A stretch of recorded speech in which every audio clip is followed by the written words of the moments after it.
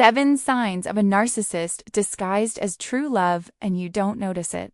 Have you ever felt like someone loved you so intensely that it almost felt unreal?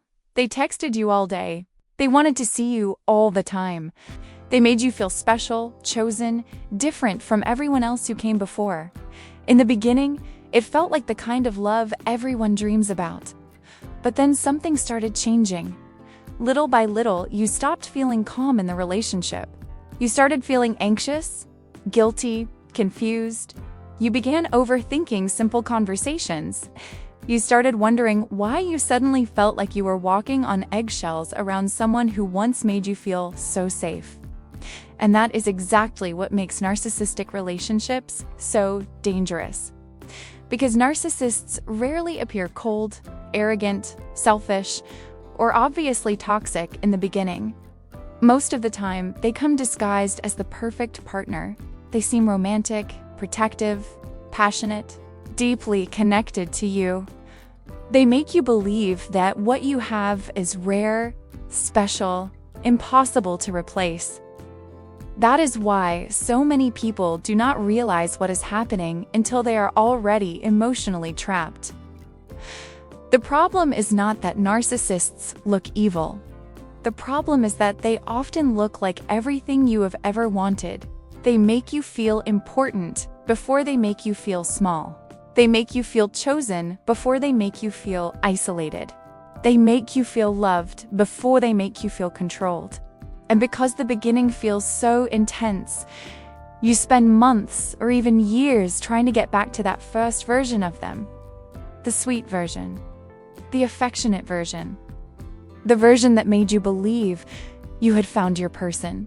But what if that version was never real? What if the love you missed the most was only there to make you attached enough to stay? In this video, you will discover 7 signs of a narcissist disguised as true love. Some of them may be difficult to hear because society often romanticizes these behaviors.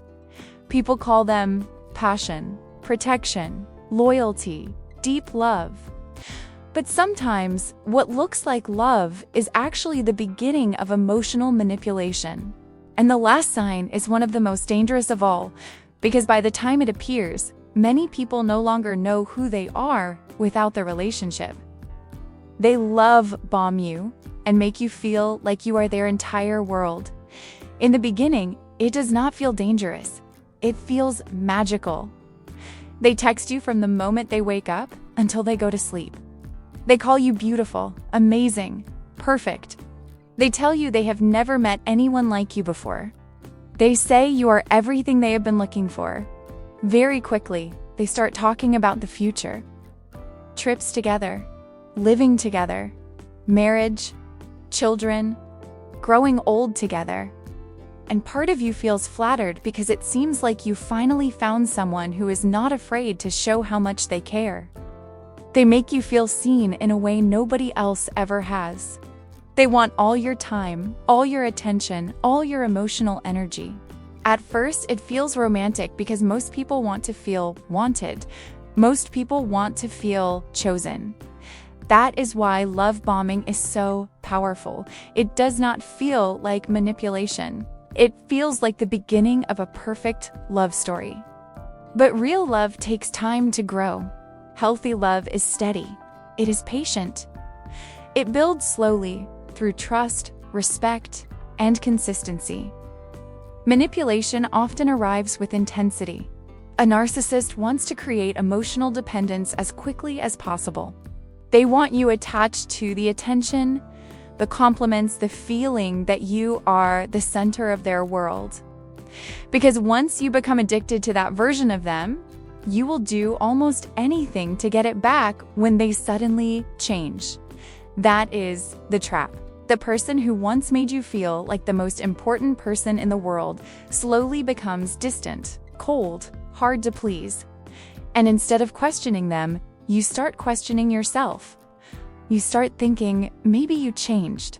Maybe you became boring. Maybe you're not giving them enough. But the truth is, they created a fantasy version of love in the beginning because they wanted you emotionally invested before showing who they really are.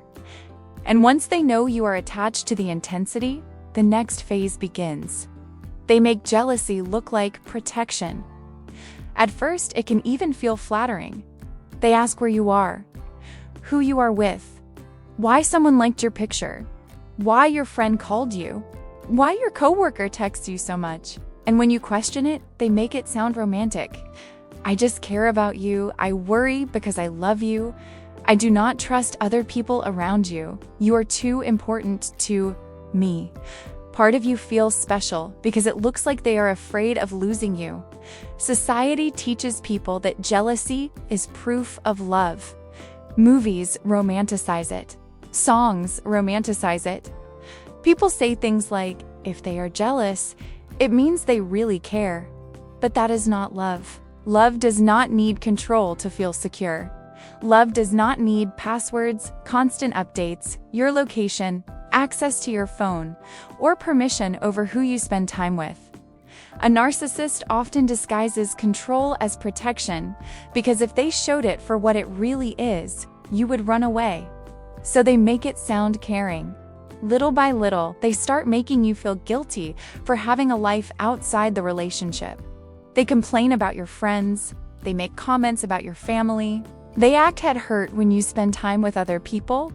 Eventually, you stop doing certain things just to avoid conflict. You stop posting pictures. You stop answering certain messages. You stop going out as much. You start shrinking your world to make them feel more comfortable. And the scariest part is that it happens so slowly you barely notice it. One day you wake up and realize you no longer act like yourself. You no longer talk to the people you used to love. You no longer feel free to be who you are without worrying about how they will react. Because when someone starts controlling who you talk to, where you go, and how you spend your time, they are not protecting you. They are isolating you. And when they control your world, they slowly start controlling how you see yourself. They slowly make you feel guilty for everything.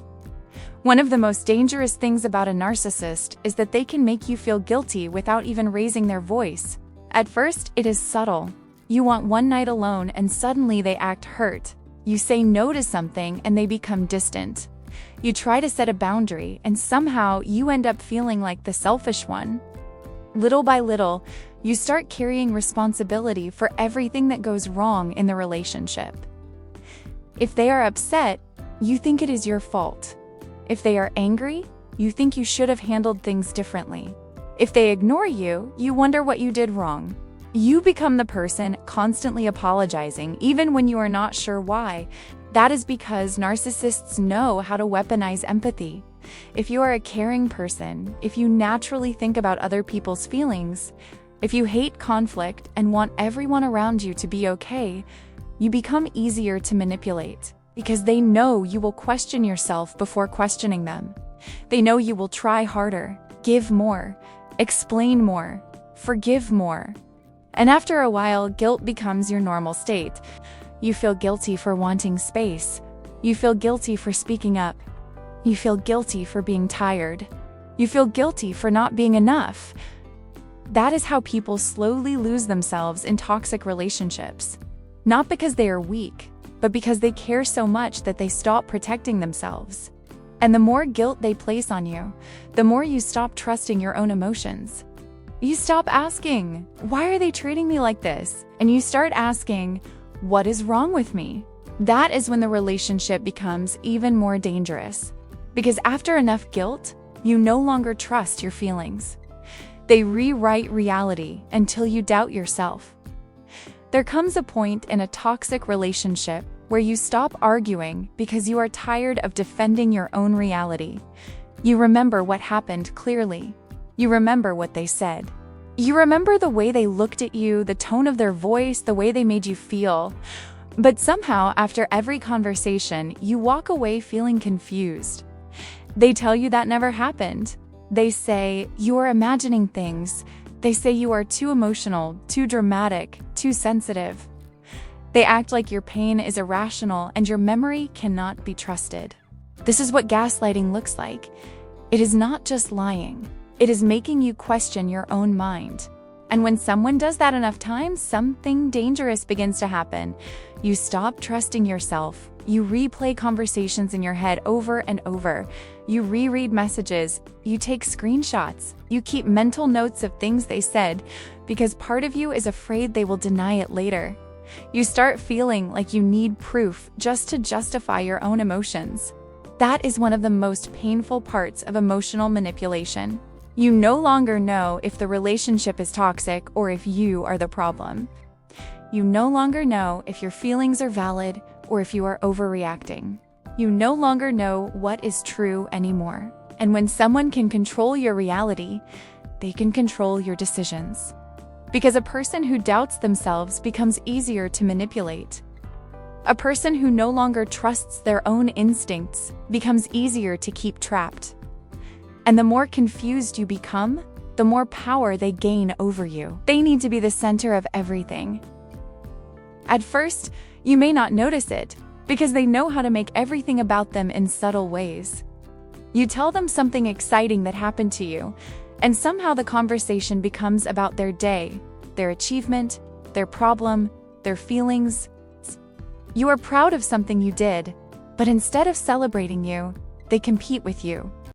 You are having a hard time, but somehow you end up comforting them. Even your pain becomes smaller than theirs. You could be crying, overwhelmed, emotionally exhausted, and somehow they still find a way to make themselves the victim. That is because narcissists struggle when attention is not on them. They want to feel admired, important, needed, irreplaceable, and if they feel ignored, criticized, or overshadowed, they often react with anger, distance, guilt, or emotional punishment. You may notice that special moments suddenly get ruined. Your birthday becomes stressful.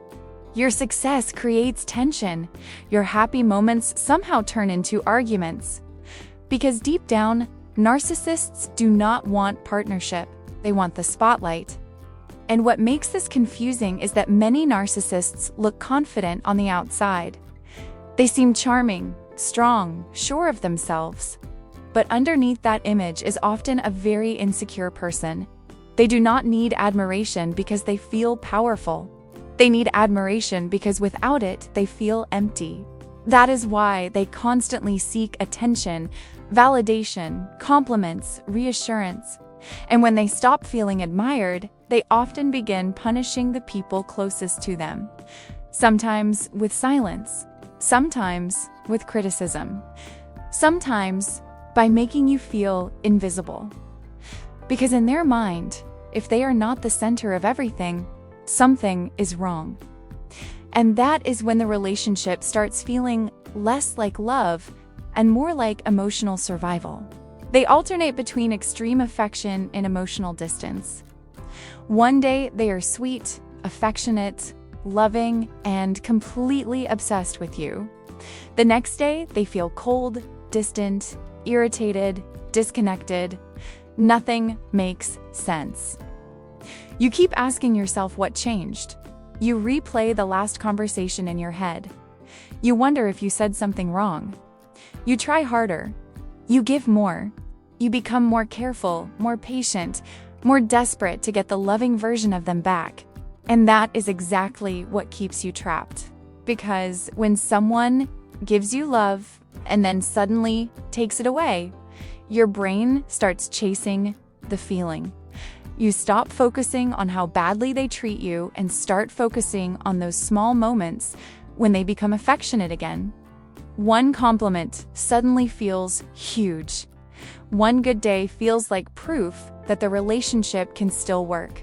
One small sign of affection becomes enough to make you ignore weeks of pain. This is called intermittent reinforcement. It is one of the strongest forms of emotional addiction.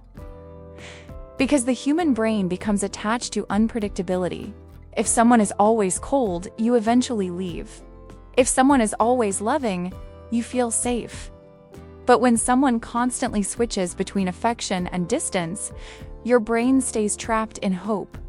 You keep waiting for the good version of them to come back. You keep believing that if you love them enough, support them enough, understand them enough, Things will return to the way they were in the beginning. But the truth is, that first version of them was often just bait. And now you are not only attached to the person, you are attached to the memory of who they pretended to be. That is why toxic relationships can feel impossible to leave. Because even when you are suffering, a part of you is still waiting for the next moment of affection. And that is exactly why so many people stay, even when they know they are unhappy. They make you feel like you cannot live without them. This is the most dangerous stage of all. Because by this point, the relationship is no longer just part of your life. It becomes your entire emotional world. You wake up thinking about them. You go to sleep thinking about them. Your mood depends on how they treat you that day. If they are loving, you feel relief. If they are distant, you feel panic. You no longer feel stable without their attention, and that is exactly what narcissists want. They want you to believe that you need them more than they need you. They want you to believe that nobody else will ever understand you the way they do, that nobody else will love you the same way, that leaving them would be the biggest mistake of your life. So even when you are unhappy, even when you are exhausted, even when you know the relationship is hurting you, you still stay. Not because you are weak, not because you are stupid, but because you have been emotionally conditioned to believe that losing them would destroy you. That is why so many people stay in toxic relationships long after they stop feeling loved. Because they are no longer staying for the relationship. They are staying because they are afraid of the emptiness that comes after it. They are afraid of being alone, afraid of starting over, afraid that maybe this is the best they will ever get, and that fear becomes stronger than their pain. But here is what most people do not realize. The most dangerous relationships are not always the ones that hurt you the most. They are the ones that convince you that pain is the price you must pay to be loved, the ones that make you believe suffering is normal, that anxiety is passion, that jealousy is care, that emotional exhaustion is proof that you are fighting for something meaningful. But love is not supposed to destroy you in order to keep you. Love is not supposed to make you disappear. And the moment you realize that you can survive without them is the moment they start losing control over you. Real love does not confuse you.